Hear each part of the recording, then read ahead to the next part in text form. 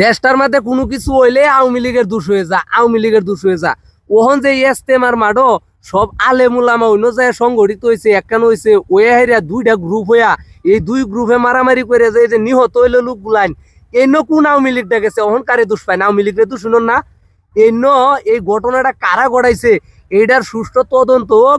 কারণ হইতেছে এই কারা এই ইন্ধনটা বাজাইছে, আলেমে আলেমে কিলাকিলি কারা লাগাইতেছে, কোন গ্রুপের কাজ করতেছে, ওই গ্রুপটা কি আওয়ামী লীগের না বিএনপির না জামাতের, এইটা আগে বাইর করা উচিত।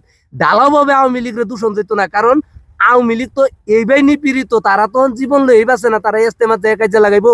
আইনেরা যারা কিছু না হইলেই আওয়ামী লীগের উপরে দোষ দেন, তারারে কইতেছি এই ঘটনার সুষ্ঠু তদন্ত হইয়া এটার বিচার হওয়া দরকার। ইস্তেমা এলা শুরু হয়েছে না, ওখানে যদি আলেমে আলেমে কিলাকিলি লাগে, নমাজ পড়বার গে যদি দুইজন দুই সাইডে খারে নমাজ পড়ার লাগে, একখানা না হয়ে ভাই আমরা যেন শান্তি প্রতিষ্ঠা হইব, মসজিদ ঘর অন্য আজকে বিভক্ত হয়ে যেতেছে। দেশটার মধ্যে কি হইতেছে কি